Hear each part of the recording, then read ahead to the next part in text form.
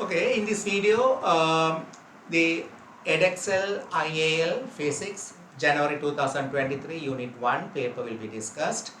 See the description of this video, all the useful links are given there. Also by using the playlist of this channel, you can reach or you can access to any video related to either physics or mathematics. All the lessons related to physics are grouped in playlist such as like Unit 1 lesson, Unit 1 past paper discussion, Unit 2 lessons, Unit 2 past paper discussion, and so on up to Unit 6. Also for in mathematics also, any past paper discussions related to mechanics grouped like M1 past paper discussions, M2 past paper discussions, M3 past paper discussion, and so on. So by using the playlist of this channel, you can access any video related to either mathematics or physics. Okay, January 2023, Edexcel IAL Physics Paper 1. First question, which of the following is a scalar quantity? 4 answers are given. You know, displacement is a vector that has direction. Moment of a force, that is turning effect of a force, that is a vector that also has direction. Power, see, power is a rate of work done. Work is a scalar quantity. Energy is a scalar quantity. Rate of work done or rate of energy transfer, they all are scalar quantities. So power is a scalar quantity. So first question, answer C. Second question, which of the following describes gravitational field strength? Gravitational field strength or acceleration of free fall, both refers the same. Answer A, weight per unit mass. You know weight is mg, that is weight equal mg. Weight per unit mass means mass if you divide by weight over m equal g, that is the gravitational field strength. So for question number 2, correct answer A.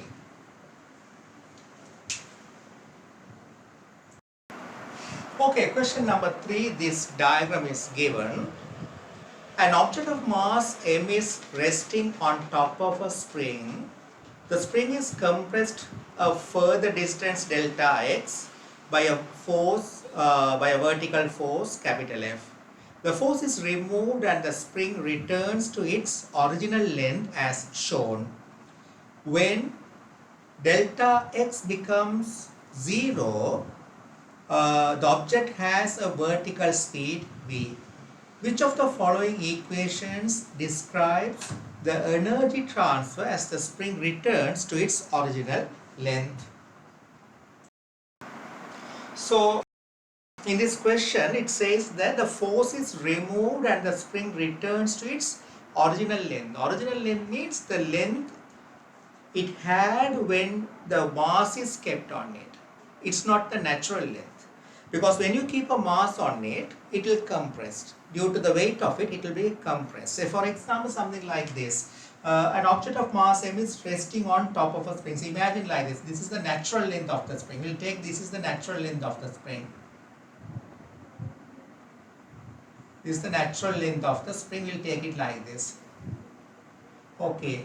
When you keep a mass on it, when a mass is kept on it, it will be compressed and it will be in rest. So when your mass is kept on it, it will be compressed like this up to here.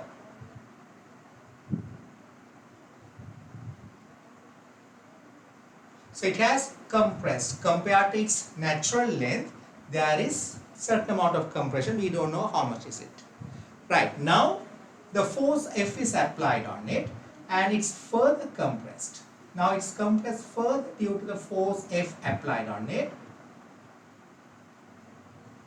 So the force F is applied on it and it's compressed further through a distance or compression delta x. So this diagram is this one, this diagram is this one. The natural length we are not considering here. I don't know what's the natural length, we don't need it.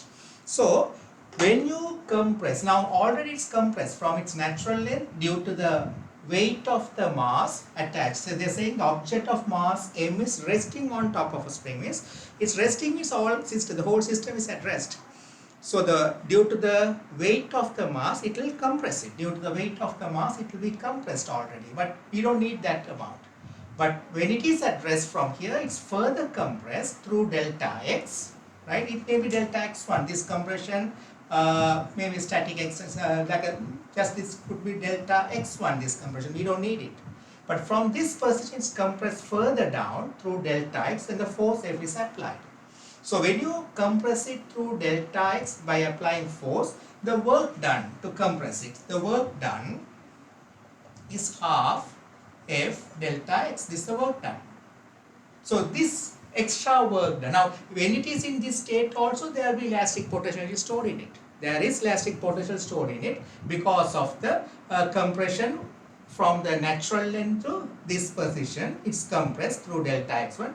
Already the spring has elastic potential. It's storing elastic potential, but extra elastic potential will be stored because of this work done. So this is going to be the elastic potential energy additionally stored in the spring.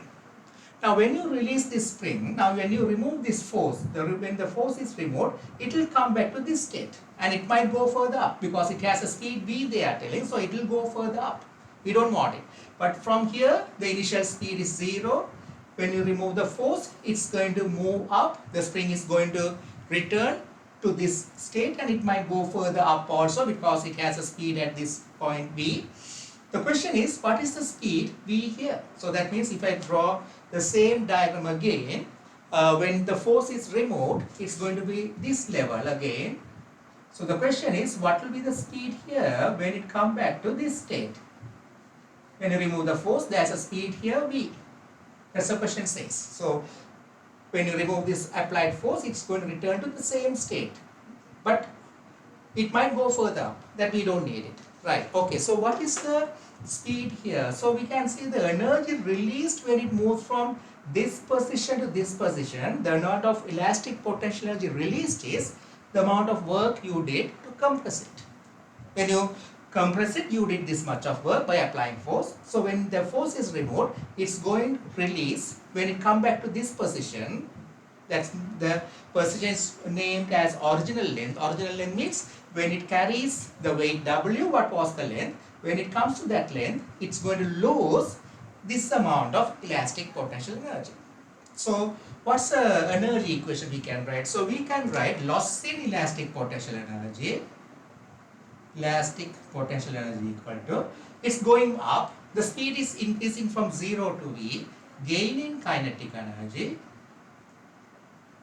plus gain in gravitational potential energy, because it's going up. Through what distance is going up? Through delta x. It would have gone further up. But this is not the natural length. This is the natural length. This is the original length. Original length means the length it had when it is carrying the mass object which has mass m. Okay. So loss in EP, the amount of work you did to compress, that work will be stored in the spring when it is here as elastic potential energy. That elastic potential energy will be released. So that is half F delta x. Gain in kinetic energy, half m v squared minus half m u squared 0, so 0, plus gain in GP, mgh, h is delta x, is moving up through delta x when it's from here to here, that is mg delta x. So the equation what you see here, the 0 I can write, remove it. So half f delta x equal half mv squared plus mg delta x. So the equation is, correct one is answer B.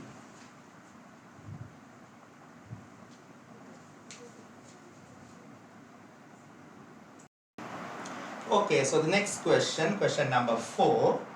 A student measures the time taken for a steel ball bearing to fall a measured distance in air. The student uses these measurements to determine the acceleration due to gravity. Which of the following conditions is needed to determine an accurate value for the acceleration due to gravity? So the equation that we are going to use is S equal ut plus half at squared. The ball is dropped from rest means u is going to be 0. So the height through which it's falling is h equal half g t squared. So h and t squared are measured. So we calculate the g from it. The student measures the time taken for the steel ball bearing to fall, measure the distance. The student uses the measurements to determine the acceleration due to gravity. So the aim of the practical is finding the g. So there, which of the following conditions is needed to determine an accurate value for the acceleration due to gravity? The first answer, the airflow around the ball bearing should be laminar. Right, okay, that statement is right. But even if it is laminar, there will be drag force.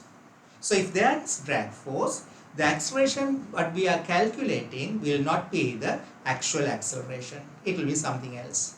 Because if there is laminar flow means the flow that causes little amount of drag force, but there will be drag force. If it is vacuum, it will be perfectly accurate value, we will get it. So the laminar flow is not a correct answer, because if there is laminar flow, there is drag. So if there is drag, the acceleration that we are going to calculate will not be the correct one. Which of the following conditions is needed to determine an accurate value? So laminar flow is not correct, because there should not be any drag force. The distance it falls, we will come to that point, right? Second one, the time taken to achieve terminal velocity should be short. Oh, that's completely wrong, because if it reaches the terminal velocity, it's going to move at constant velocity. So if it is moving at constant velocity, the value we are calculating, the acceleration will become 0. If it reaches the terminal velocity during a shorter distance when it falls, after that it's not going to accelerate, it's going to move at constant velocity. If it moves at constant velocity, acceleration will become 0, but we are calculating the gravitational acceleration. So that also a wrong statement. C, the ball bearing should begin to fall before time has started. That's completely wrong. So if it begins to fall before the time started, time measurement is going to be wrong. So that also a wrong statement. The last one, air resistance and upthrust should be negligible. Yes, there could be, but we have to bring the value of air resistance and the upthrust to a much smaller value. How can we bring it? Them smaller, we can bring that smaller by using a very small ball bearing. If you use a very small ball bearing, the drag force will be negligible, because you know the drag force is given by Fd is equal to 6 pi eta Rv. So if R is reasonably smaller, the drag force could become very small. So it's like almost negligible amount of drag force. The second one, upthrust is given by, that is the weight of the displaced air.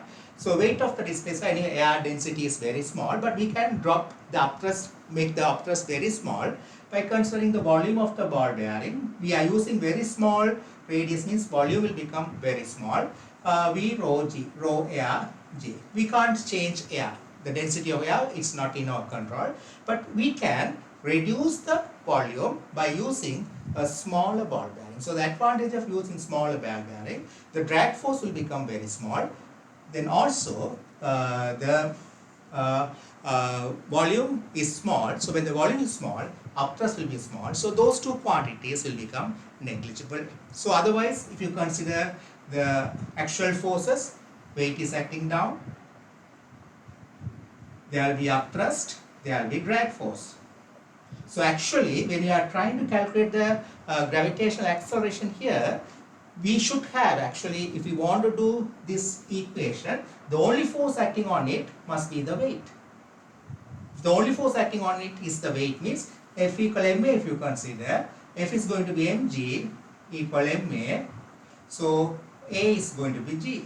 You will get the acceleration as, here we are finding the acceleration as the gravitational acceleration. But if these forces are considerable, then the acceleration won't be equal to g, that will be smaller than g. So we should make these two quantities almost equal to 0 practically, means we have to use smaller ball bearing. When the radius becomes smaller, drag force will become smaller, upthrust also will become smaller. So the answer for question number 4 is D.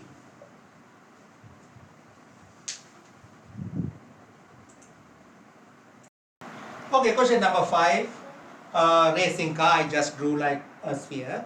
Racing car P at speed 35 meter per second. So it's passing the point P at 35 meter per second and it's reaching the point Q at 50 meter per second. And the car is accelerating uniformly. So we can use any equations of motion because the conditions to use equations of motion, it should move on a straight line with constant acceleration. So it's moving with constant acceleration. So the question is, which of the following expressions give the distance s in meters? So we know the initial speed, final speed and the time interval. So we'll use the equation s equal u plus v by 2 into t. That's a simple thing. So u is 35, v 50 by 2 into the time is 5 seconds. So this is divided by 2 means half, that is 0.5 into 85 into 5. So 85, that's not given, it's like given as 35 plus 50, 35 plus 50 into 5. So the correct answer C.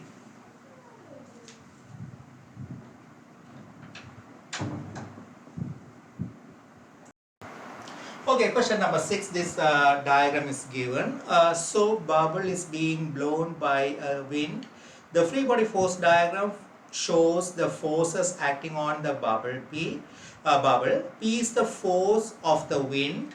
W is the weight of the bubble and U is the upthrust acting on the bubble. Which of the following vector diagrams show the resultant force F acting on the bubble? So we can draw this resultant vector. So the length of W is given longer than U. That means W is greater than U. So we can draw that first. Easy to draw the vertical diagram. So that will be W minus U. The second force should follow from the start from the end of the first one. Is it? The second should be started from end of the first one. Third should be started from end of the second one and so on. Then connect the most initial point and the final point. That will be the resultant force. The direction of the resultant force from most initial point to the final point. That's the resultant force. So this I drew it both together. Then this one should be drawn like this. From the end of the first line, second force, the P will be drawn from here. So this is the P. So the resultant should opposite direction. This is the resultant force. The given forces follow each other, resultant from most initial to the final R. So which diagram? So the resultant force is given as F. So I used the R. F is the resultant force. So the resultant force is F. So this is answer B. Why answer A wrong? In answer A, these two are drawn correctly, but the resultant force should be from most initial point to the final point, it should point the direction. So answer A directed from here to here. So that's the reason answer A is wrong. These two are drawn correctly in answer A, but the resultant force direction is drawn wrong. So that's the reason answer A is not correct. Answer C, there the W minus U is drawn correctly, but the second force P is started here. That is the mistake. Second force should start from end of the first one. W minus U we are drawing first. That is W minus U. From the end of this we should draw the second one, that is P, not here. So the answer C is wrong because they are drawing the P here. That is the mistake. They would have drawn P here. Okay. Then answer D, why is it wrong? Answer D, the W minus U is drawn correctly. W minus U is drawn correctly. Answer D. There also P is not started from the end of the first one. They are starting from the first point of the first force. Okay, so that is the mistake. They would have start the P here. Then that's a mistake there. Okay, so anyway, the correct answer is B. Okay, question number 7, displacement time graph is given. A person threw a ball vertically up in the air and caught the ball a few seconds later. The graph of vertical displacement against time for the ball is shown. Okay, so which of the graph shows the acceleration of the ball against time? So you can see ball is thrown vertically upwards, they are telling it. So the initial velocity is upward direction. So the motion also, the displacement also upward. Now you can see on the displacement time graph, the displacement is shown in positive side. That means the displacement is measured starting from 0, means they are taking the initial point as a reference point. The displacement is measured from the initial point from where it was thrown. So from that point the displacement is measured. When the ball moves up, the displacement is increasing in positive direction. So this is the positive direction. Upward direction is taken positive. Then ball reaches the highest point. So highest point, the displacement is measured from the reference point, that is the initial point, upward direction. When the ball falls down also, displacement is measured from here, it's upward direction. When the ball falls down also, it's measured from the initial point, the reference point. Always displacement should be measured from a reference point. You can't measure from any other point. Reference point, you can define it, which point you want to have as a reference point. So here, the initial, with the time equals 0, the displacement 0 means surely the reference point is the initial point from where the ball was thrown. So displacement is measured upward direction always from the reference point. That is shown on a positive side when upward direction is taken positive. So gravitational acceleration, throughout the motion, the gravitational acceleration is constant, 9.81 meter per second square. We neglect the drag force, which is downward direction. Whether the ball is moving up or down, the gravitational acceleration is the acceleration. That is the same direction downward. So I told that in my videos earlier in velocity time graph. When do we say something is accelerating? If you want to say an object is accelerating, means the direction of acceleration and the direction of velocity should be the same. When object has direction of motion, that is direction of velocity and direction of acceleration are the same, then the object will accelerate. In which situation we say an object is decelerating? The direction of the acceleration, if it is opposite to the direction of motion, that is the direction of acceleration, if it is opposite to the direction of velocity, then that is called the object is decelerating. So I told the acceleration, its direction and the magnitude remains the same, downward direction. But when the ball is thrown, it's moving upward direction. When the ball moves up, velocity is up, acceleration is down, so it was decelerating initially. After it reaches the highest point, it's falling down. Velocity is down, acceleration also down. It is accelerating when it falls down. Okay, but throughout the motion, the direction of the acceleration is downwards. So direction of the acceleration downwards means upward direction if you take positive, downward direction must be negative. So the acceleration should be throughout the motion negative. So correct answer B.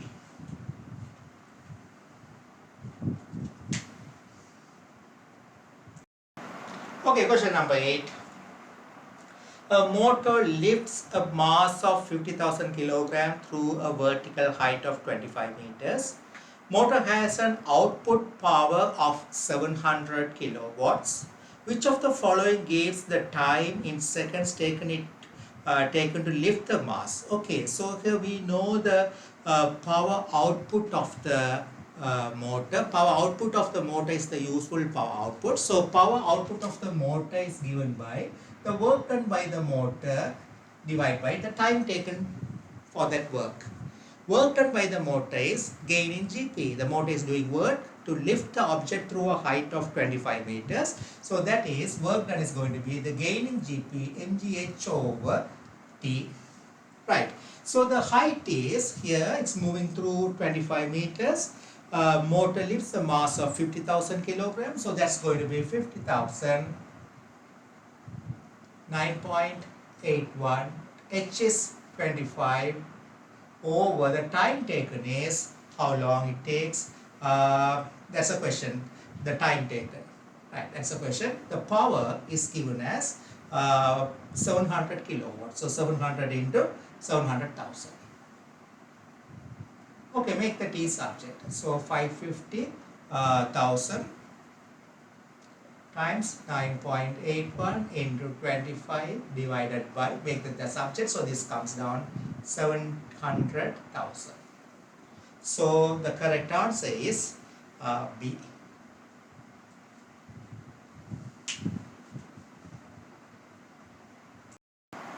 Okay, question number 9. A student carries out an experiment to determine the Young modulus of copper. The student adds known masses to copper wire and measures the corresponding extension of the wire. Which of the other quantities should the student measure directly? Okay, so the known quantities, you know the Young modulus, if you want to find Young modulus equal to tensile stress over tensile strain, tensile stress equal force over area, tensile strain extension over original length. So we can find Fx over A delta x, right? So from this we can calculate the Young modulus, right? So he added known masses. So known masses means he know the weight. Weight is going to be the weight of the object he is adding is the force. So he know the force. Force is a known quantity. Then he measures the corresponding extension. So delta x also he is measuring, right? Which other quantities should the student measure directly? So we know f and delta x. So the other quantities he should know x and a. X and a are the other quantities he should know. But x we can measure, the length, the initial length we can measure, but a cannot be measured. A has to be calculated by using some other measurement. What is the measurement? Diameter, not the radius. Because by using micrometer screw gauge or vernier caliper, normally we use micrometer screw gauge. If you don't have micrometer screw gauge, you can use vernier caliper. But whether you are using micrometer screw gauge or vernier caliper, you can't measure the radius. You can measure only the diameter, right? Not the radius. So if you measure the diameter, A is equal to pi r square, but pi d by 2 all the square. From that he can calculate the A, but the measurement is diameter. So other two quantities that he has to measure is diameter and the original length. So correct answer B.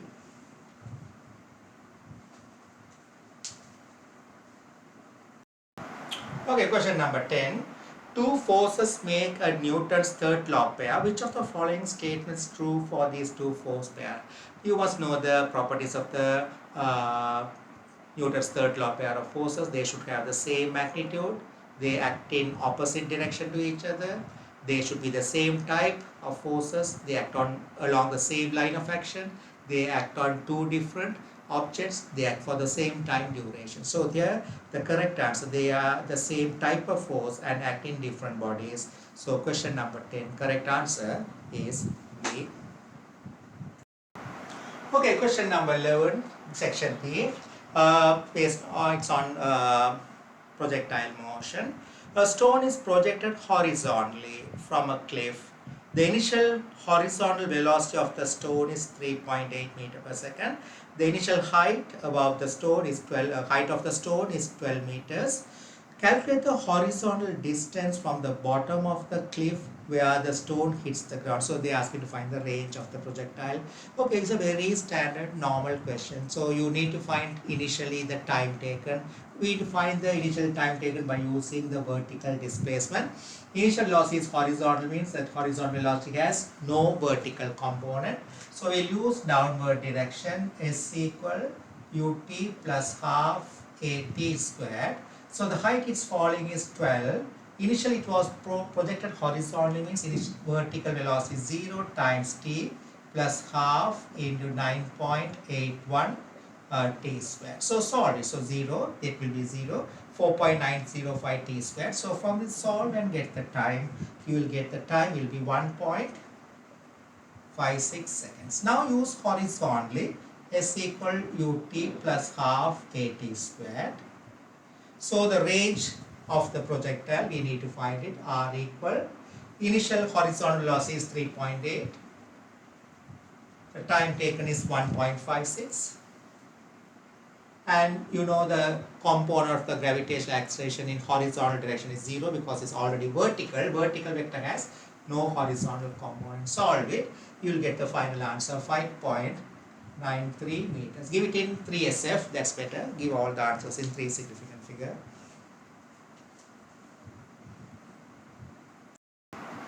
Okay, question number 12. A student determined the viscosity of a liquid using the falling ball method. When the ball is falling at terminal velocity, the following equations apply. You know the resultant force will be equal to 0. So when the resultant force is equal to 0, when it is falling down, the weight is acting downward direction. The weight will act downward direction. Up thrust will be upward. Drag force will be upward. So the resultant force, if I consider, that is mg minus u minus fd is generally the resultant force. When it is moving at terminal speed, all the forces are balanced. Terminal speed means constant speed, no resultant force, no acceleration. So f should become 0. After you when it is moving at terminal speed, the resultant force becomes 0. So when you make the drag force subject, Fd subject, you will get Fd is equal to u minus mg, that is up thrust minus weight. Drag force is equal to mg minus u. Mg minus u. Right. So this is the equation, drag force, weight, up thrust. This is the equation given in that question. It's anyways a given equation. The density of the liquid was known. So we know the density of the liquid through which the ball is falling. The student used a balance and digital caliber, maybe vernier caliber or micrometer, normally whatever it is, a digital caliber to make measurements on the ball. So by using the digital caliber, you can measure the diameter. Describe how the student could use her measurements to calculate the value for the drag force acting on the ball. So we know the equation for the drag force. We need to measure the weight and the upthrust. For that, the measurements are taken. What measurements should be taken? So the instruments given to take the measurements are balance and digital calibers. So by using this, we need to measure these two quantities. We can substitute in this equation and find the FD. So the question is, describe how the student could use the measurements to calculate a value for the drag force. So by using the given apparatus, normally the balance means it measures the mass. If there are there are certain balances they can measure in Newton, but normally what we use in the laboratory, they measure the mass either in gram or kilogram, that you have to adjust the unit. But if you are measuring it in gram, convert it into kilogram. So you should measure the mass in kilogram. If it is measured in gram, you have to convert it to kilogram. Multiply it by the gravitational acceleration 9.81, then you will get the weight of it.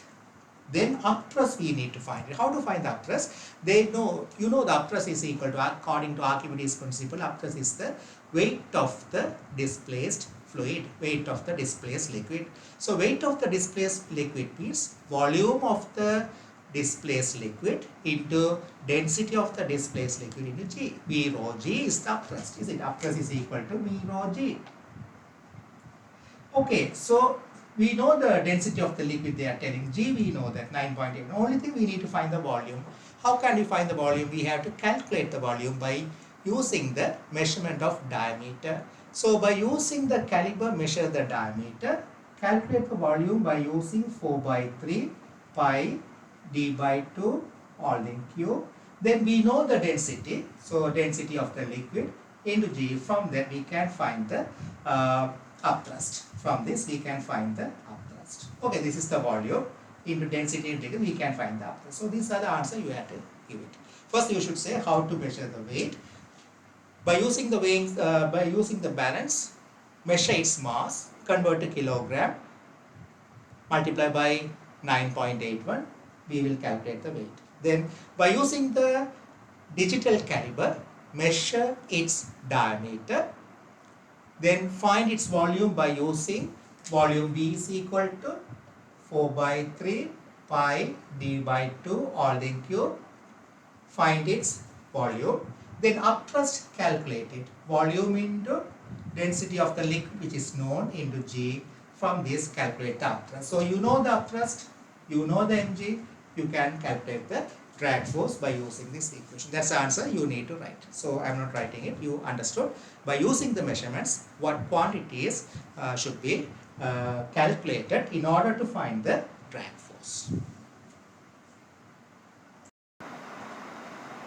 Okay, this is the answer for question A part, question number 12, A part.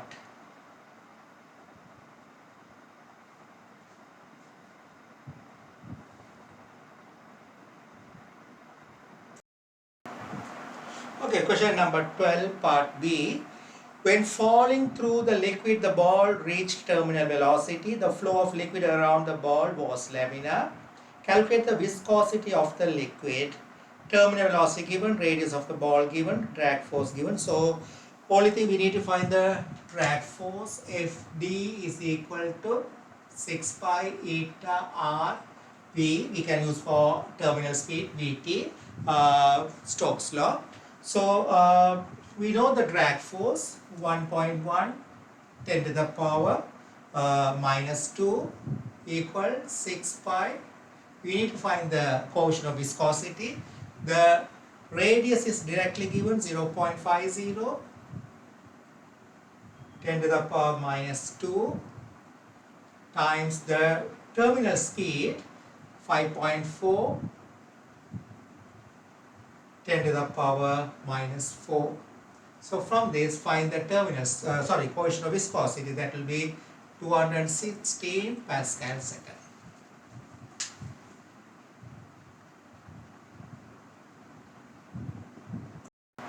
Okay, question number 13. A builder is making a path using uniform rectangular stones. A stone is resting horizontally on step and is held in equilibrium by the builder's foot. Something like that. They gave a force. There he is exerting force on the edge of the stone. The center of gravity of the stone is at its center. State A part, first part. State what is meant by equilibrium. So equilibrium means no resultant force, or resultant force is equal to 0. There is no moment, or moment, the total moment equal to 0 about any point. Resultant force equal to 0. Total moment about any point must be equal to 0. So that two conditions satisfied, we say the system is at equilibrium under the forces. Okay. That's the answer for A part, first part. A part, second part, state what is meant by center of gravity. That's O-level type question. The point through which the whole weight of the object is considered to be acting is defined as the center of gravity or center of mass of the object.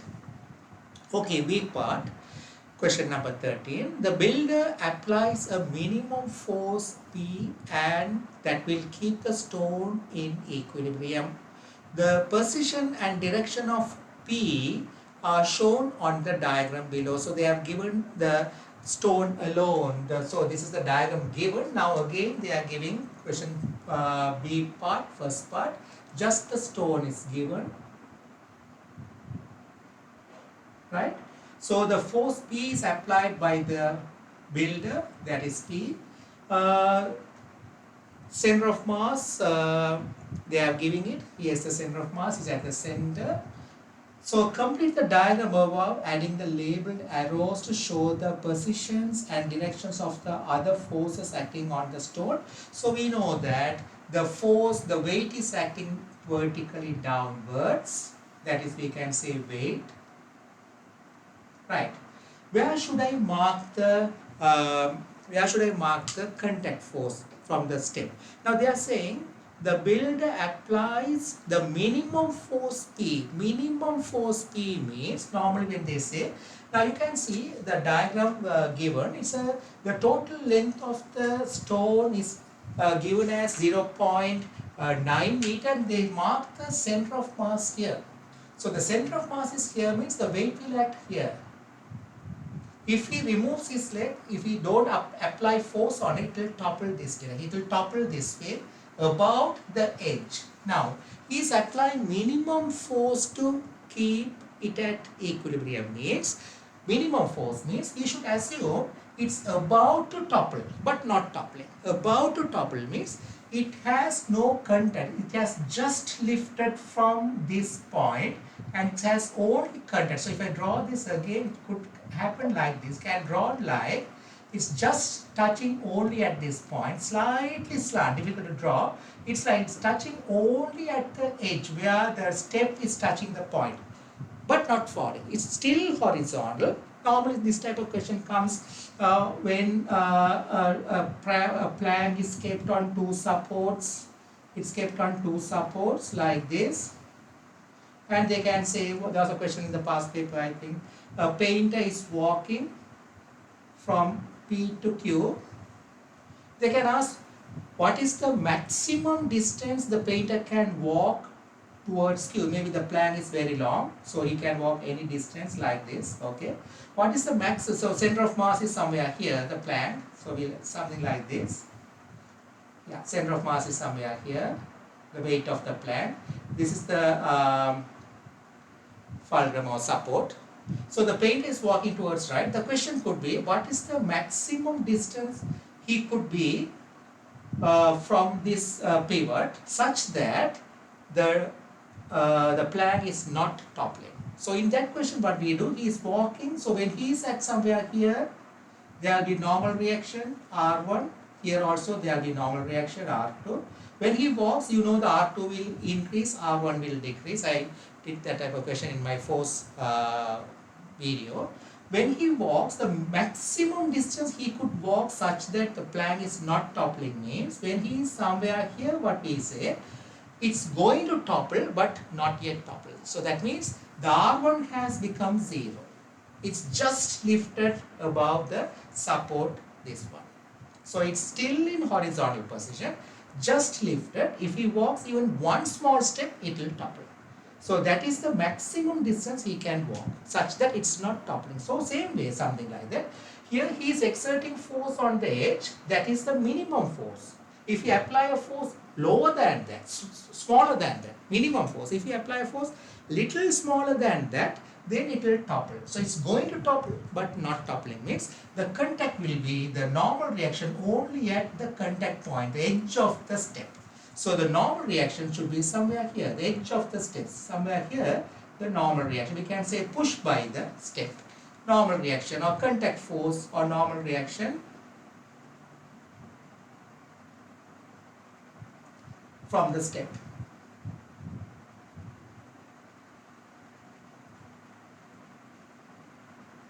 So what is the point at which this normal reaction is exerted on the stone?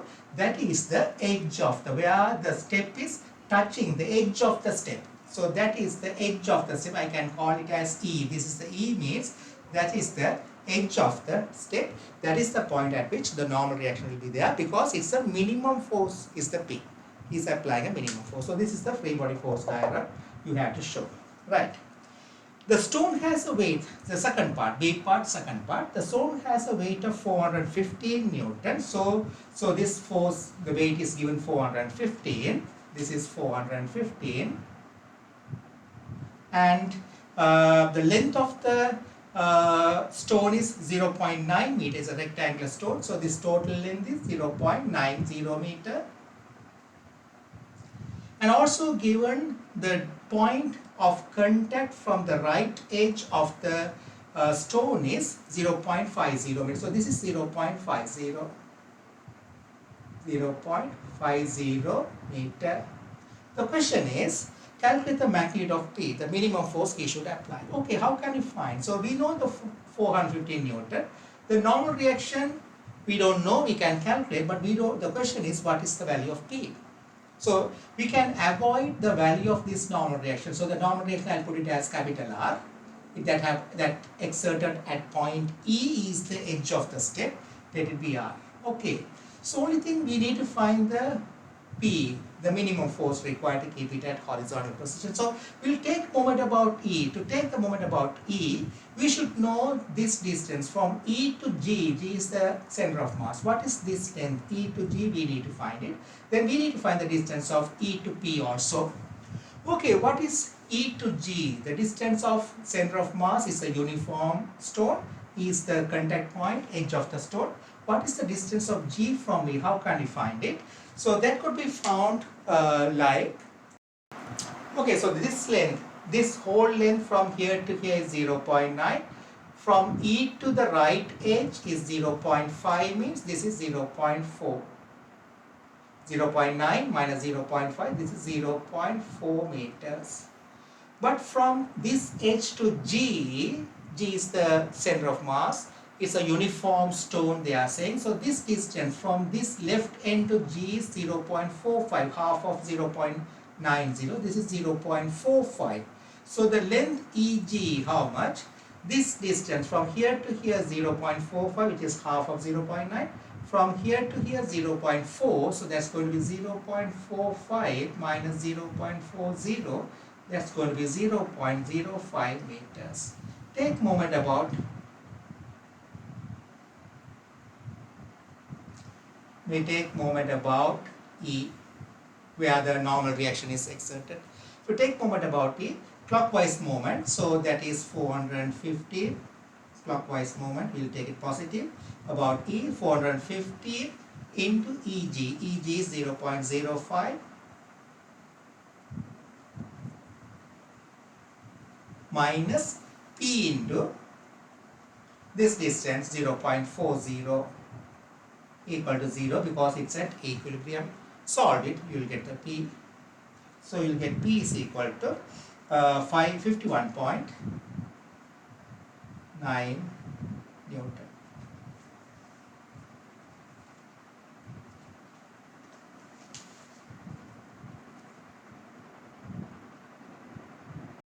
Okay, question number 14. An engineer is designing a metal part for a machine. The part is in the form of a cylinder rod. The part is designed to behave elastically when compressive force are applied as shown. So there's a diagram given. Cylindrical rod, compressive force is applied on both sides. State what is meant by elastic deformation. So elastic deformation means when the applied force is removed, the material will return to its original shape if that type of deformation happens. So when force is applied, the material will deform, and when the applied force is removed, if it returns to original shape, that type of deformation is called elastic deformation. That's the answer for A part. B part, the graph is given. Compressive stress again, compressive strain, graph is given, compressive stress again, compressive strain is given. So carefully note down the compressive stress in the order of 10 to the power 8 and compressive strain is in the order of 10 to the power minus 3. You know the gradient of stress strain graph gives the Young modulus. So first part of part B, question number 14, B part, first part, show that the Young modulus. So find the gradients. Take two clear points from the graph and find the gradient. So B part, first part, Young modulus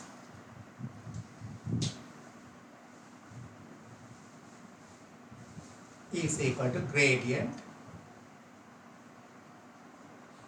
So take two clear points. I took 4.0 minus 0.3 into 10 to the power 8.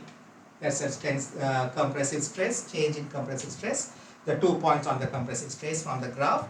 Then 1.9 minus 0.15 into 10 to the power minus 3. Solve it, you will get 2.11 10 to the power 11 Pascal. That is the Young modulus. Okay, second part, B part, second part. The metal part must not compress more than 0.6 millimeter. There's a compressive force is applied. When a force of 9.5 10 to the power 5 Newton is applied, deduce whether this metal is suitable for the part. You know, the stress, the Young modulus is true for any dimension of particular type of metal. So you know that the Young modulus does not depend on the dimension of the material. Length of the part is given 0.84 meter, cross-sectional area is given 4.8 10 to the power minus 3. So we need to find the compression for the force of 9.5 10 to the power 5 Newton. So we know that Young modulus is given by tensile stress over tensile strain. So tensile stress means force over area over extension over original length.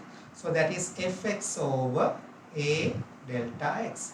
So we need to find the compression. Delta x is going to be Fx over Ea. Okay, we'll substitute the values. Force is given 9.5 10 to the power 5 Newton. The length of the sample is given as 0.84 meter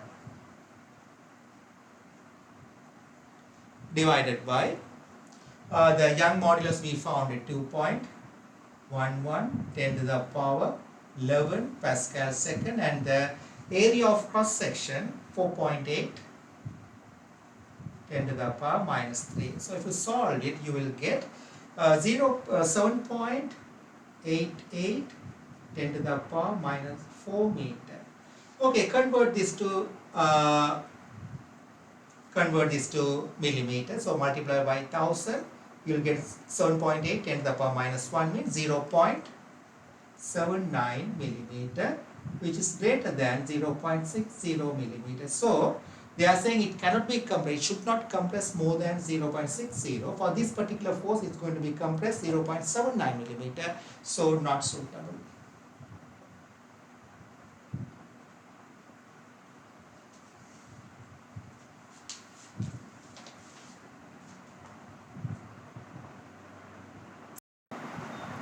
Okay, question number 15.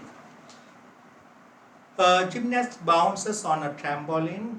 For part of each bounce, the gymnast is in contact with the trampoline. For the rest of each bounce, the gymnast is in air as shown. A part, so that's a diagram, so that's not a big issue, the diagram. The trampoline gives the gymnast a maximum upward acceleration of 14.2 meter per second squared. Calculate the maximum upward force of the trampoline on the gymnast. Mass of the gymnast is given. So the contact force is the normal reaction given from the trampoline. So if you think about the free body force diagram for the gymnast, A part, this is the weight, this is the contact force. We can put R, the normal reaction exerted by the material of it. The maximum acceleration is given. So if you use F equal ma, the resultant force R minus mg equal ma. So the question is to find the maximum R. So R equal mg plus ma. So mass is 58. 9.81 plus 58 into acceleration 14.2, that is 1.39 10 to the power 3 Newton, or 1390 or 1.39 10 to the power 3 Newton. Okay, so it's simple. Question B. The trampoline is made of sheet of material attached to the frame of springs. The vertical components of the tension in the springs provide the upward force on the gymnast. Actually, the springs are not touching the person. The springs are attached to the sheet of material, and the person is in contact with the material. So we can imagine like this. This is the frame, upper frame. So when he jumps, the material might come here. It could be compressed like this. So these are, the materials are connected with springs here, like springs here. Every part, there are springs connected to the material from the frame of the frame. I can draw the exact 3 dimensions. So the springs are going to be extended. They will be under tension, not compression. So when the person is jumping, so the person is going below the frame, the upper frame. When the spring goes like, so this upper frame, if I draw this upper frame, when the material go below it, otherwise the material will be in level or horizontal on the upper frame. So when the person jumps, the material will go down. When the material goes down, the springs hold them. So the springs are going to be under tension. So the person is in contact with the material. Okay, so he is not going to experience the tension actually, but the tensions provide upward push to the material. So material exerts the normal reaction to the person. Okay, so understand that the way the force is given to the person. Not the springs are not directly given. Springs are given when the person pushes the material goes down, springs extend, so there will be tension. So the third player of the tension of the springs exert upward resultant force vertically upward on the materials. So the material push the person upward. That is the contact force, normal reaction from the material. So there could be many springs. One of the springs diagram is given. Show that the vertical component of the tension in one spring is 68 Newton when the spring makes an angle of 14 degree as shown. So it's making 14 degree with the horizontal line. Show that the tension in the spring is about 300 Newton. So beat part, first part, resolve vertically upwards. If the tension is T sine 14, T sine 14 is equal to 68. They are telling it, it's 68. Find the T, that is 281.1 Newton. Approximately, too much of approximation, but anyway, approximately 300 Newton. Right. That is the first part, B part. Second part, the tension of the spring was 4.6 10 to the power minus 2 meter. Sorry, extension of the spring is 4.6 10 to the power minus 2 meter. Calculate the stiffness of the spring. So F equal or T equal K delta X, general equation. So F is the tension. So tension is 281.1. K is the question. Extension is 4.6 10 to the power minus 2. Find the K. K will be equal to 6110.9 Newton per meter. Or if you want to give it, it's okay, 6110.9 Newton per meter. That's the answer for spring constant. Okay, part C of question number 15. The vertical acceleration of the gymnast varies whilst she is in contact with the trampoline. So contact with the trampoline means with the sheet. Already they showed that the trampoline is made of sheet of material attached to frame by springs, right? So the gymnast is standing on the sheet, right? Explain how the forces on the gymnast. So we need to think about the forces acting on the gymnast. So there are only two forces, weight and the normal reaction or contact force from the material of the gymnast on the person affect the vertical acceleration whilst she is in contact with the trampoline. Your answer should identify the forces acting on the gymnast and the directions of the forces ignore air resistance. So when you think about the gymnast, if you think the gymnast as just a small object, so the two forces, weight is acting downwards, the contact force, the normal reaction from the sheet of material of the trampoline. So weight, first you should say the weight always acts vertically downwards and the contact force vertically upward direction. Weight is a constant, it never changes. But R changes with amount of extension of the spring. So when the springs have the highest extension, that is when the gymnast is at the lowest position, I drew the diagram earlier, all the springs will be extended more, so they will have higher tension. So they have higher tension means all the springs will provide total vertical tension will become the maximum. So they will exert larger force on the trampoline sheet upwards. So the person is standing on the trampoline. So when the person is at the lowest position, R will be the maximum. So when R is maximum, the acceleration is always upward direction. F equal R minus mg, that is going to be ma.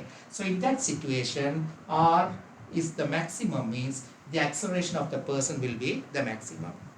So when the trampoline moves up, when the trampoline, the material of the sheet of material of the trampoline, when it moves up, the extension of the springs will decrease. When the extension of the spring decreases, R will decrease. When R decreases, the acceleration also will decrease.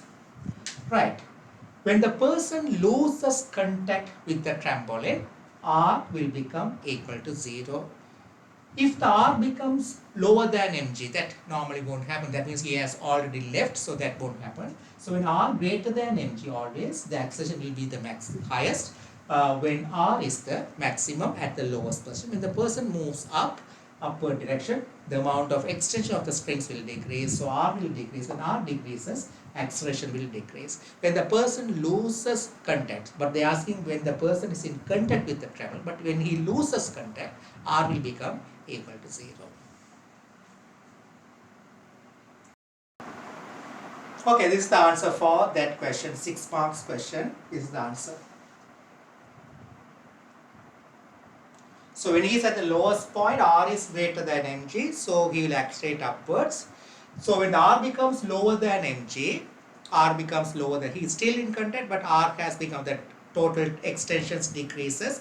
R becomes lower than mg, mg becomes greater than R, we know that. So the downward resultant force, so he will have acceleration downward. So there when he is moving up, if the acceleration is down, he will decelerate.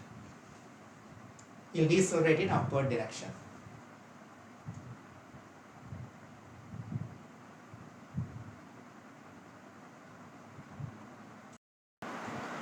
Okay, so the next question is related to momentum. A spaceship is used to take astronauts and equipments to the International Space Station. The spaceship consists of an orbital module, a descent module, and a service module as shown. So there's a diagram given. There are 3 parts for the spaceship. One is orbital module, descent module, and service module. The astronauts return to Earth in the descent module, so that's at the center part. Before entering the Earth's atmosphere, the modules separate. So they are moving back towards Earth from the International Space Station. When they are moving towards Earth, before entering the Earth's atmosphere, the modules separate. The orbital module O and service module S move away from the descent module D in opposite directions as shown below. So they have given a diagram. The modules are shown like a spherical shape. This is the orbital module O. It separates towards left at 0.82 meter per second. This is the descent module in which the astronauts come back. This is the service module that moves away to the right at 0.58 meter per second. And the masses are given below that. Mass of O is 1350 kilograms. Mass of descent module is 2950. And the module S is 2100 kilogram. Okay. The question is, determine the velocity V of the descent module after separation. So they ask you to find the velocity of D. What could be the velocity V of the descent module after separation? You should only consider momentum along the horizontal line through the centers of the 3 modules. So consider only the momentum along the center horizontal direction. Okay, so students, when they read, they know we have to use law of conservation of momentum. So before they were together, the astronauts returned to Earth in the descent module. Before entering the Earth's atmosphere, the modules separate. So my question is, before separate, were they at rest? So the spaceship, was it at rest? Is the initial momentum 0? Wait, we'll come to that point. The orbital module O and service module move away from the descent module. So determine the velocity. So if you think this way, very simply you can think the initial momentum, that is initially the spaceship before separation. Before entering the Earth atmosphere, the module separates. So just before separation, they were at rest. Is it right to take they were at rest? But we are taking that way. If you take, I'll first give the answer and go back to the actual explanation. If I take initially before entering the Earth, the spaceship was at rest, but actually it's not rest. They are moving towards Earth, right? So if I take initially it was at rest, law of conservation of momentum I am going to use.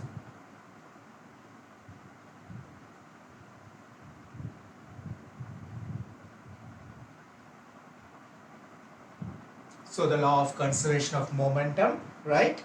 So there if I take initial momentum 0 before they separate, but actually it's not 0 because it's in motion, it's moving towards earth and before entering the atmosphere, right? But if I take the momentum is 0 initially, 0 is equal to, if I take the momentum towards left or right positive, I have no reason I am taking towards left positive. If I want, I can take towards right also. I'll take the velocity of d also towards left, the descent module towards left. If you want, you can take towards right. You will get minus answer. Any direction you can take. If you want, you can try with minus answer. You will get it if you take towards right. But anyway, the problem is here. Taking the initial momentum before they separate 0. I'll come to that point. It's a confusion. Students get normally. Okay, 0 is equal to 1350 times 0.82 plus 2950 times V minus, this is towards right, so minus 2100 times 0.58 and solve it. You know how to solve, all numbers are known. You will get V is equal to, you will get 0.038 meter per second, very small speed. So do they move at this speed, 0.038? First question you can ask yourself, are they moving at this speed? 0.038 meter per second means lower than the speed at which you walk, that is 3.8 centimeter per second. Small, much smaller than the speed at which you walk, 3.8 centimeter per second. The next question you can ask, the speeds are measured from where? Is it the speed measured from Earth, 0.82 meter per second, 0.58 meter per second? Is it measured from Earth? This answer is correct, perfectly correct, 100. You will get full marks for you. This 0.038 is correct.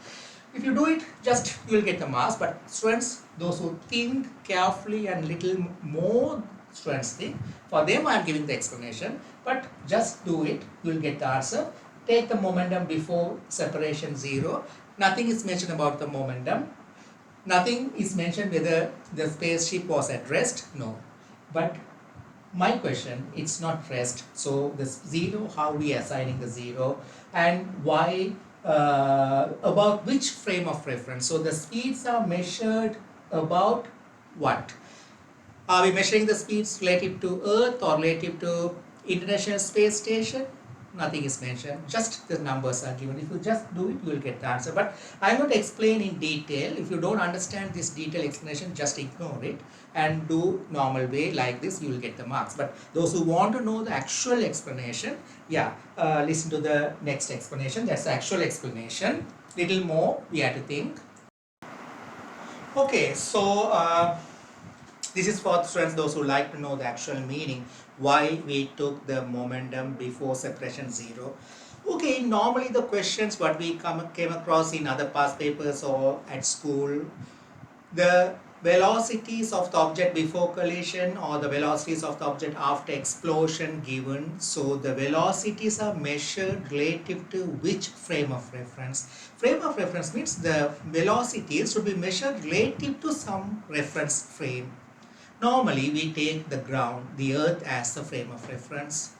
But we say, for example, as a question, a trolley A is moving, a trolley A of mass 2 kilogram is moving towards right at a velocity of 2 meter per second and collides with a stationary trolley B of mass 1 kilogram. After collision, both trolleys entangle together and move at a velocity of v. Find the velocity. So there the velocities are measured relative to Earth. That means normally what we learn in unit 1, all the velocities are measured relative to Earth and the law of conservation of momentum is applicable. You know the condition to use law of conservation of momentum. There should not be any external force acting on them and the velocities should be measured relative to an inertial frame of reference. Inertial frame of reference means from which you are measuring the velocities, the about which you are measuring, that should be at rest. We take the Earth is at rest. So from earth we measure all the motion of vehicles or trolleys, whatever it is. So relative to ground, we take ground is at rest, right? Okay, so but we can use the law of conservation of momentum relative to some other frame of reference also.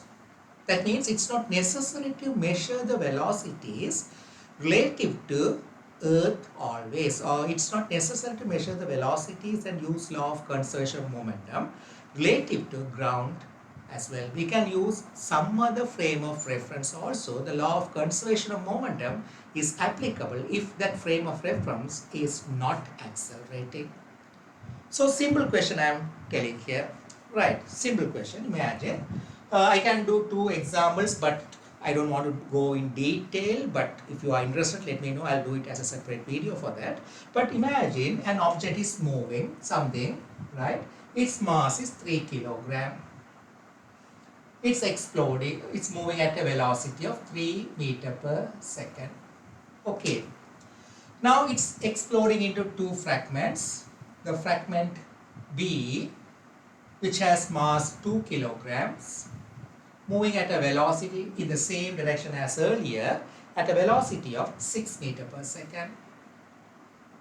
The fragment A, which has mass of 1 kilogram, what is its velocity after explosion? We'll take it, it's moving to the right at V. We don't know whether it's moving back or moving in the same direction, we don't know. Here the velocities are measured as usual relative to earth, relative to ground. A ball is thrown or some explosive is thrown, it burst into two fragments. Before explosion it was moving at 5 meter per second, and its mass is 3 kilogram. After explosion, the two fragments only produced. One fragment has a mass 2 kilogram moving at 6 meter per second towards the same direction. The other fragment also moving in the same direction at 1 kilogram. This normally we use the law of conservation of momentum. So before explosion, we use the law of conservation of momentum towards right. Before explosion, the mass is the momentum 3 into 5. After explosion, for A, I am taking it's moving towards right. So the mass is 1 into V plus this one 2 into 6. So solve it, you will get V is equal to 15 minus 12. That's going to be 15 minus 12, it's going to be 3 meter per second. So what I took towards right is correct because I am getting positive answer. I took it towards right. So towards right I am taking positive. I am getting positive answer means my direction is correct. 3 meter per second. Okay, no problem. This is the normal way we do. Right. Now I can do the same law of conservation of momentum, not relative to ground. These all are measured relative to ground. I am going to measure the velocities relative to the initial object. Initially, before explosion, the object is moving now, about which I am going to measure the velocities after explosion, before explosion. I think you understand. I am going to use this as the frame of reference. So earlier, these velocities are given relative to ground. But now I am going to do second method, but I will give the same answer finally. I am going to measure the velocities relative to the same object which is moving towards right. 5 meter per second is measured relative to earth or ground. So I am going to measure all the velocities relative to this object. So the numerical values of the velocities will be different when I am using the law of conservation momentum now, because I am going to measure all the velocities relative to this object which is 5 meter per second. So I am going to imagine an object is moving at 5 meter per second. So I am going to use a frame of reference. So remember the velocity, the answer is 3 meter per second, right? I completed that. Now I am going to imagine a frame of reference, right? Frame of reference means about which I am going to measure the velocity. That frame of reference is moving at a velocity, just something. I don't know what is it, just something, frame of reference. It's moving towards right at 5 meter per second. Imagine I am traveling in a car. My car is moving at 5 meter per second towards right. From the car, I am doing the measurements. Think like that. Okay, that's easy to understand. No? I am measuring everything from a car. I am traveling in a car. It's moving at 5 meter per second towards right. From that car, I am sitting here. From the car, I am measuring all the velocities. I am not changing the velocity of the car. So it's moving at the same constant velocity, 5 meter per second. From the car, I am measuring the velocities. And I am going to use law of conservation of momentum. And I am going to calculate the velocity of the fragment A after explosion. Will I get the same velocity relative to my measurement from the car? The numerical value of V will be different. But if I convert that relative to ground, finally I'll get the same answer. Okay, so when I'm using these things, small relative velocity techniques you should know if you want to learn the actual thing. For example, imagine, I'll come to this question, but before that, how to consider the relative velocities, I'll tell you. Okay, for example, you are traveling in a car at a velocity towards right 5 meter per second. Your car, this is A. There is another car moving in front of you, B, at a velocity of 6 meter per second. That also moving towards right. You are moving towards right 5 meter per. This is your car, A. Now, if you measure the velocity of this car, these velocities are measured from the ground. Normally we take ground as the reference point. But now, if we measure the velocity of B relative to A, velocity and not speed, velocity of B relative to A, what will I say? Now every second, this idea, every second the gap will increase by 1 meter per 1 meter, is it? Because this is 6 meter per second, this is 5 meter per second. So the gap will increase every second 1 meter. So I will feel, I am sitting in the car A, so I will feel this car B is moving away from B at 1 meter per second. That is my measurement. I will measure the velocity of car B, I am measuring from A. I will measure the velocity of car B and I will say it's moving away from me at 1 meter per second because both are moving in same direction. This is more than this one. So this is moving at 6 meter per second, this is moving at 5 meter per second. The gap will increase every second by 1 meter. So I will feel this is moving at 1 meter per second every second away from me. I hope you understood. Now, second example. I am moving in a car, the same car A, at 5 meter per second. A. So I am here. And the car C is moving towards right at 4 meter per second. What will I measure? What will be the velocity when I measure the velocity of C from A? If I measure from car A, my car, the velocity of C, what will I feel? Now look at here. Every second this car will move towards right 4 meters. Every second this car will move towards right at 5 meters. So every second the gap is going to reduce by 1 meter. Do you understand?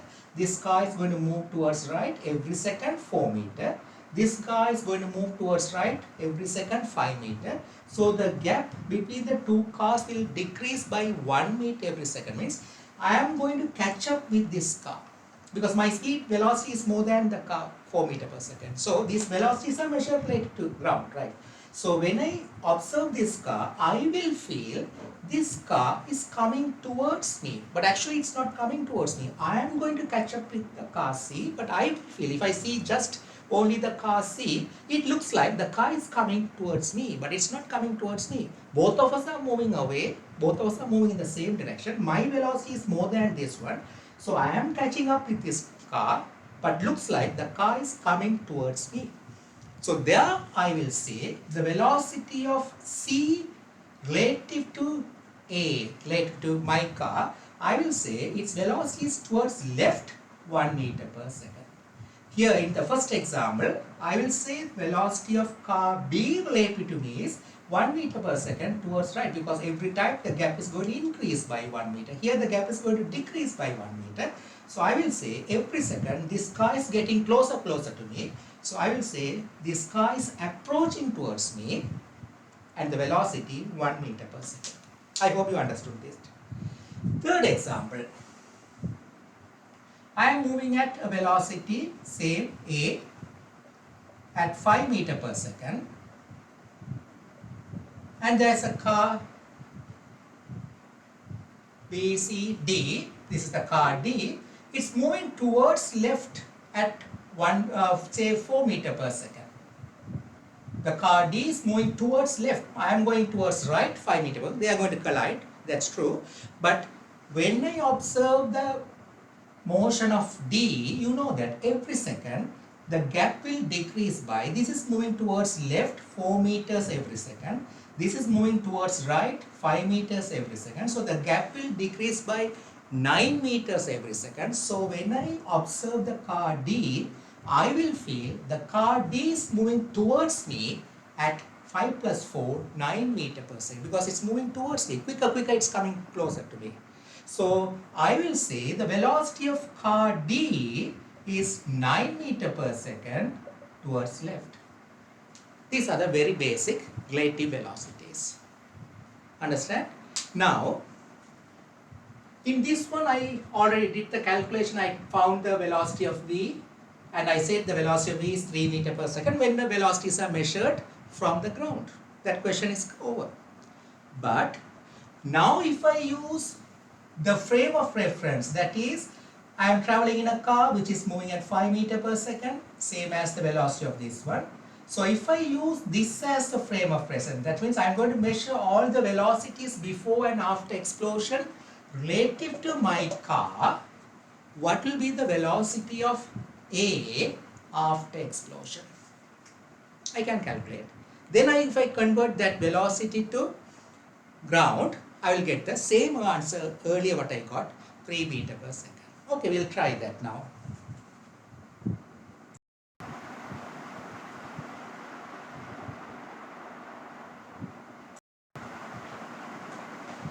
Okay, so now I am going to measure all the velocities relative to this moving object, which is 5 meter per second. Before explosion, 5 meter per second is the velocity of this one. This velocity is measured relative to ground. My car is moving at a velocity 5 meter per second relative to ground, but I am going to measure all these velocities relative to my frame of reference. Relative to this one, I am going to measure their velocity. So this is moving at 5 meter per second. This is also moving at 5 meter per second. Means if I measure the velocity of this one before explosion, what will be the velocity? That will be 0, because this is also 5 meter per second. This is also 5 meter per second. So the velocity of this one relative to this one, both are moving in the same direction, same velocity, means I will feel this is not in motion. This is at rest. Say for example, if there is a car moving in front of you at a velocity relative to ground at 5 meter per second. Here you are traveling behind it or parallel to that, whatever it is. If you see its position, it will never change. It looks like always the gap remains the same. No change in the gap. Means you might feel this car is not moving. If you see only the car, you might see the car is stationary, not moving, because no change in the position. So relative to this car, the velocity of this one is 0 if they have the same velocity in the same direction. Okay. So now I am going to measure the velocities relative to this frame of reference, and I am going to use the law of conservation of momentum. Right. So this is 5 meter per second relative to this is also 5 meter per second relative to. If I measure the velocity of this one relative to this one, velocity of this one is 0. So if I use the law of conservation of momentum, this velocity is 0. So the mass is 3. Before explosion, the momentum is 0. Momentum is 0. Now, all the velocities I am going to measure relative to this one. Okay, this velocity is V relative to Earth. Now, I can imagine the velocity of this one relative to this one, I will put U or V1. I am going to measure the V1 now. So, I will raise this one. This is, I put earlier relative to ground. So, if I measure the velocity of A relative to my vehicle, which is moving at 5 meter per second, the velocity is measured as V1. I am going to find the V1. Now, the velocity is 6 meter per second given, which in the question, for example, this is measured relative to ground. But if I measure relative to my vehicle, this velocity is moving towards right at 6 meter per second. I am moving at 5 meter per second, means I will measure the velocity of B related to my vehicle. How much? 6 meter per second, 5 meter per second, both are in the same direction. So the gap will increase just by 1 meter per second every second. So I will feel this velocity 1 meter per second. Right, now use the law of conservation of momentum. The blue wings are the velocities measured related to my vehicle. Okay, so before motion, this velocity is going to be 0. When I measure the velocity of this one related to this one, the velocity is 0.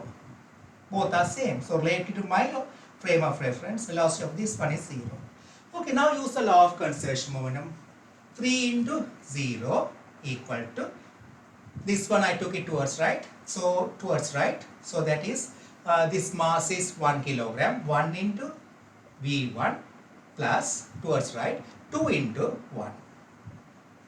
Okay, solve it. So that's going to be, this is 0. This is V1 plus 2. So V1 is going to be minus 2 meter per second. Minus 2 meter per second.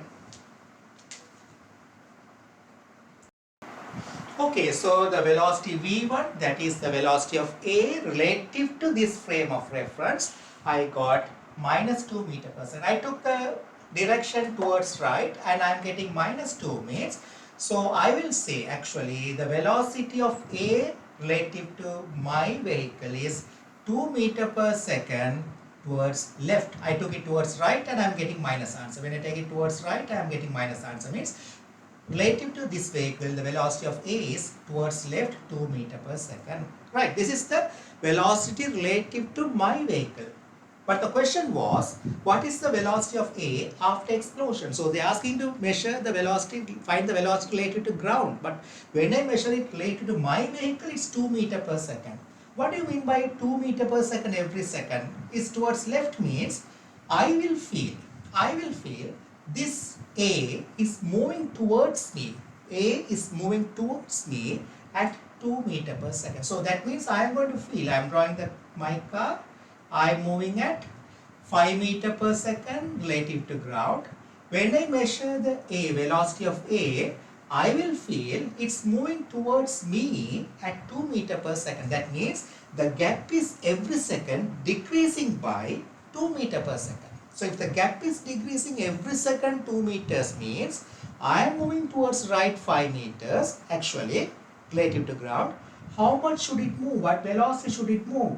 If it moves at 3 meter per second every second, if the gap will decrease by, this is moving towards right 3 meter per second, I am moving at towards right 5 meter per second, then the gap will decrease by 2 meter per second. I will feel this is moving towards me 2 meter per second. See, the velocity of A actually is 3 meter per second.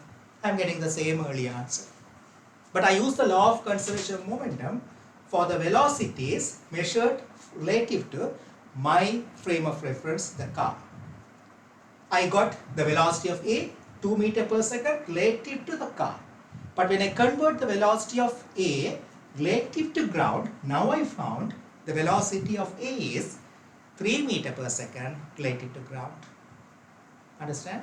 So when I change the frame of reference, the values, the velocities could change. Okay, so why am I telling all these things? The reason, in that question, that momentum question 16, we took the initial momentum 0 and the velocities are given 0.82 meter per second, 0.58 meter per second. Those are the velocities for O towards left, 0.82, for S towards right, 0.58. Why are they given like that means, actually what's happened, before these modules separate, the rocket is moving at a particular velocity. Now everything are measured relative to the velocity of the space shuttle. Before separation, it had a particular speed. That speed is taken as the frame of reference. Say I told here before explosion it's moving at 5 meter per second. I took the same 5 meter per second as the frame of reference. And when I calculate, the initial momentum became 0. Same thing they are taking. Before the modules are separate, the spaceship is moving together. The spaceship is moving all the 3 parts together. Then only it's separating. Just before separation, the spaceship had a particular speed, we don't know. That speed is taken as the frame of reference. So all the speeds what they have shown here 0.8 to 0.58, they are the speeds measured relative to the spaceship before its separation. So the initial momentum will become 0. So when I take 5 meter per second is the actual speed of the object. If I take the frame of reference also have the same speed, the initial momentum I put 0. But actually the momentum is not 0. The momentum is 0 when I measure relative to a frame of reference which is moving at the same speed as the object before explosion. So here also they took, if you take the frame of reference as the spaceship before explosion, then all the speeds are measured relative to the spaceship before separation. So what the final answer you got, 0.038 meter per second, is not the actual speed. That is the speed relative to the frame of reference, that is the spaceship before separation. Even the speeds of S after explosion 0.58 meter per second, speed of O after explosion 0.82 meter per second, they are also not the actual speed, they are also the speeds measured relative to the spaceship before separation. I hope you understood this. Okay, question number 16, part B, first part. The velocity of the descent module can be changed using a rocket motor. The rocket motor ejects hot gases at high velocity. Explain why the velocity of the descent module changes when the rocket motor is used. Your answer should refer to Newton's laws of motion. This question several times appeared. Anyway, I am not writing, but I'll tell step by step. First, you should say the engine exerts force. They are saying the velocity of the descent module can be changed. Rocket motor. The rocket motor ejects hot gas. So you can say the rocket ejects, or rocket, first point, 3 marks. So you can say first point, the rocket motor ejects hot gas with larger force, and according to Newton's third law, the gas will exert the same magnitude of larger force on the rocket engine. Second point. Now the rocket engine will have a resultant force, and the rocket engine is attached to the module. Rocket engine is attached to the descent module. Second mark. Third mark. According to Newton's second law, due to this resultant force, the descent module will accelerate. Again, I am telling it. The rocket motor will eject hot gas at very high force, and according to Newton's third law, the hot gas will exert the same larger force on the rocket module in opposite direction. Then you can say the rocket module will have a resultant force. Then according to Newton's second law, it will accelerate. That's the answer you should say. Okay. Now question B, second part. When the rocket motor is operating, the velocity of the descent module changes by 0.58 meter per second during a time of 5 seconds. Mass of descent module given, calculate the average force. So that's not a big issue. We know that change in momentum, the second part.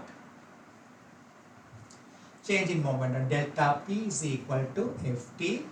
Delta P means m into delta V, change in velocity. Mass times change in velocity is change in momentum, equal to Ft. So mass is given 2950.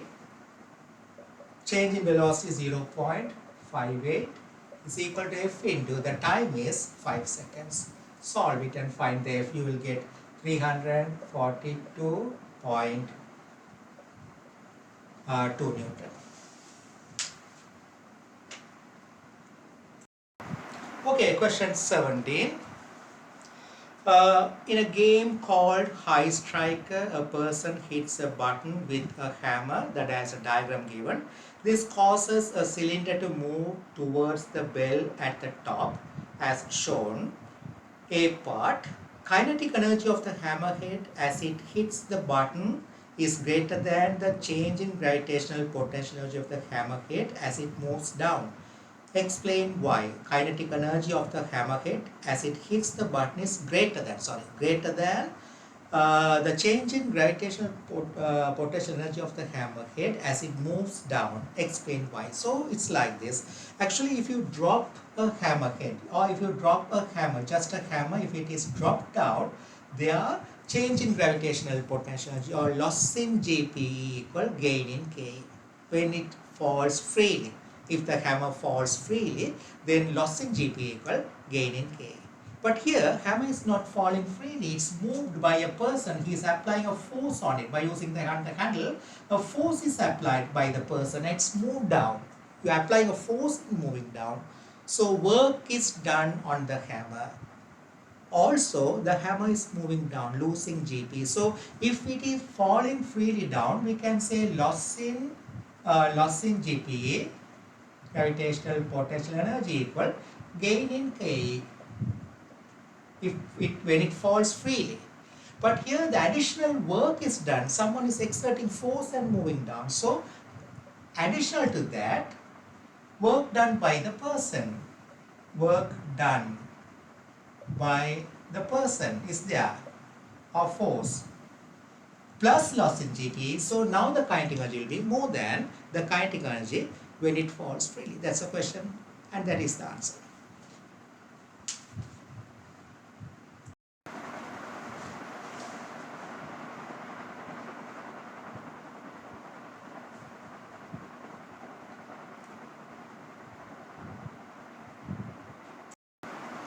Okay, part B. The hammer is initially at rest at its highest point. As the person moves the hammer head towards the button, the average resultant force on the hammer head is 58 Newton. Average force on the hammer head is 58 Newton. The hammer head moves a distance of 1.2 meter before hitting the button. The cylinder must move 2.7 meter upwards to hit the bell. Reduce whether the cylinder hits the bell. Mass of the cylinder given 0.15 kilogram. Efficiency of energy transfer 4%. Okay, energy of efficient transfer means when you hit to the button, not 100% energy transfer to the cylinder, only 4% will be transferred. So here, same energy equation, loss in GP for the hammer plus work done on the hammer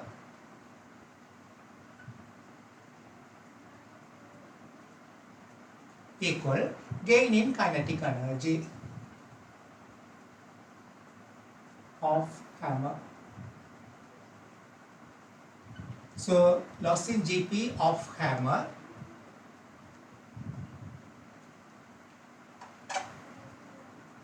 work done on hammer equal gain in kinetic energy of hammer.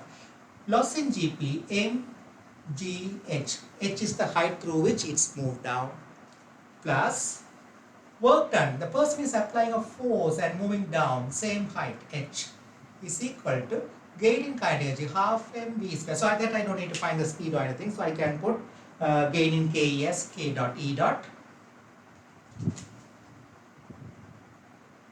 of hammer. This I can take h out if I say mg plus F, that is the resultant force, into h equal kinetic energy of hammer. mg plus F, the resultant force, they are saying the average resultant force on the hammer 58 means both together. So this is 58. The height through which the hammer moved down is 1.2 equal kinetic energy. So from this find the kinetic energy of the hammer. You will get, solve it and find the high kinetic energy of the hammer, 69.6 joules. So energy transfer to the cylinder is 4%. So energy transfer to the cylinder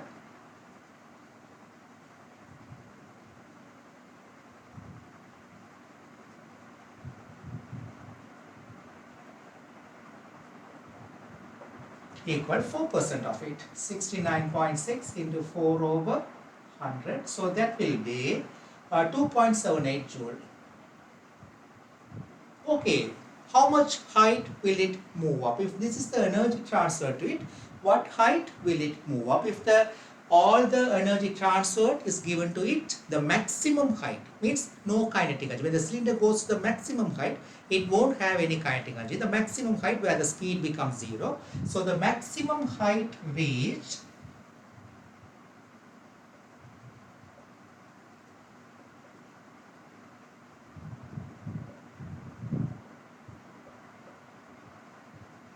equal h naught, we have no kinetic energy. So 2.78 equal mg h naught, all the energy transferred to GPE. Mass of the cylinder is given as 0.15, 9.81 times h naught. You will see h naught, you will get it 1.89 meters. 1.89 meters, which is less than 2.7 meters. So the question is, the cylinder hits the well, it won't hit.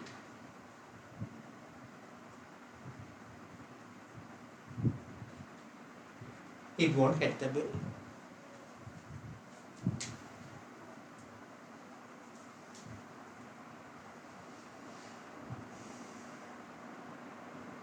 Okay, C part of the same question. If the velocity of the hammerhead as it hits the button doubles, the height gained by the cylinder does not double. So actually what happens? Explain why. So simply you can say C part, I am not writing it. First you should say kinetic energy is equal to half mv squared. Then you should say when the speed becomes double, the kinetic energy will become 4 times. So out of that 4 times, 4% will be transferred. So the cylinder will move more than 4 times of 1.89 meters. Again I am telling, when the speed becomes, we have to say kinetic energy is half mv square, that's a square. When the speed becomes double, kinetic energy will become 4 times. So the energy transferred to the cylinder will become 4 times of this energy. 4 times of this energy. So the maximum height that could reach by the cylinder will be 4 times of this energy. That's the answer you should tell. Okay, question 18. An object of mass 35 kg fell from a boat to the seabed. The object reached terminal velocity, means the velocity at which the resultant force becomes equal to 0 when it falls down. Weight remains the same, up thrust remain the same, unchanged. But when the speed increases, drag force will increase. When the drag force increases at a particular speed, the total upward force will be able to balance the total downward force with the weight. Resultant force becomes 0. So it won't accelerate beyond that. It will move at constant velocity. That is the terminal velocity. Show that the drag force acting on object of terminal velocity was 200 Newton. Volume of the object is given. Density of the sea water is also given. So if you think about the object, we don't know whether it's a spherical shape or whatever, it is not mentioned. So the weight is acting downwards, upthrust is upwards, the drag force also upwards. So we can say at terminal speed,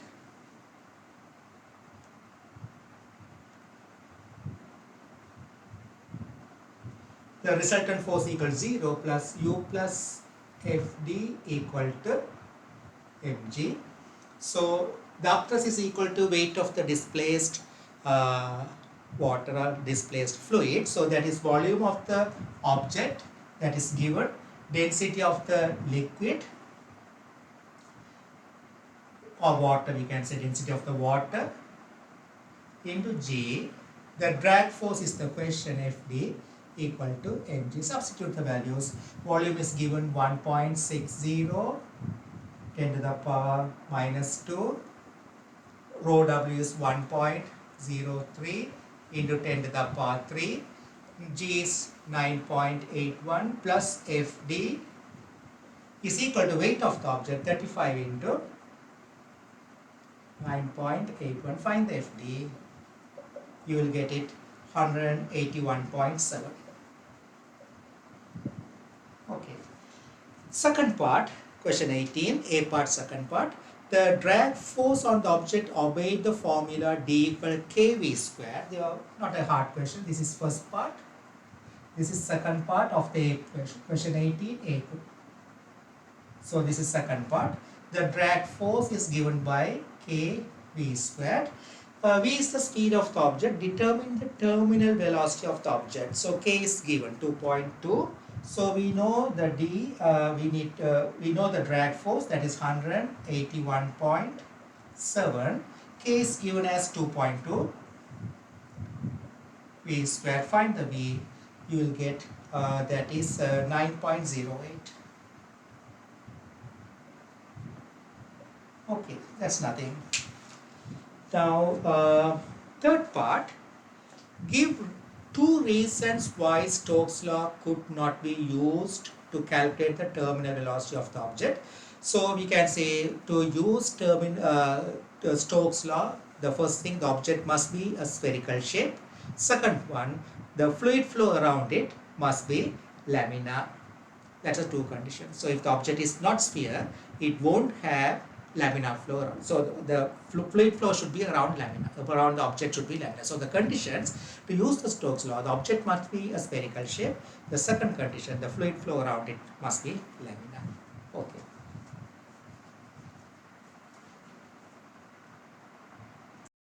Okay, the last part. To lift the heavy object from the seabed, the diver used lift bag. The diagram is given there. The diver used compressed air from the cylinder to fill the lift bag as shown. So the lift bag is going to expand when they fill it with air. When released, the lift bag and the object accelerated upwards until they reached a maximum velocity. Explain why the lift bag and the object reached maximum velocity. So this is the lift bag. So this is the object. They are showing it, an object or somewhere. There's a lift bag. So that lift bag is filled with air. Okay, so what happens? When the lift bag is inflated, it will displace water and there will be upthrust. Even the object has upthrust. When the total upthrust of the lift bag and the object becomes greater than the total weight of the object and the lift bag, there will be a resultant force upward direction. It will accelerate upwards from the seabed. When it accelerates upwards, the speed will increase and the drag force also will increase. The weight remains the unchanged. So when it moves upwards, the upthrust is upward direction, the drag force is downward direction, weight also downward direction. So when it moves, the resultant force is given by upthrust minus weight minus drag force. When the speed increases, drag force will increase. When the drag force increases at a particular speed, the resultant force will become equal to 0. Then after that, there is no acceleration. It will move at constant velocity, that is the maximum velocity. Beyond it, it won't increase. That's the reason we say maximum velocity. Maximum means it does not mean infinite velocity. It increases, increases, increases. Beyond it, it won't increase. So that is the maximum velocity. That is the terminal velocity.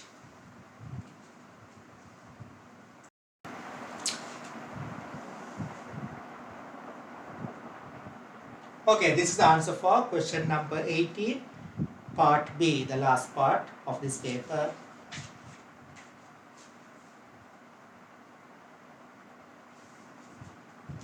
Okay, so I hope you understood this explanation. Mainly the question, the momentum question, that is question number 16 is interesting, but there are many questions in early also. There were 2 or 3 questions appeared like this.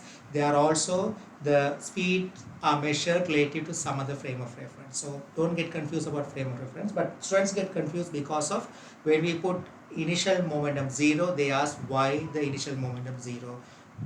The question is not saying it was at rest, it's entering to the Earth's atmosphere. So how can it be 0? Again, I'm telling.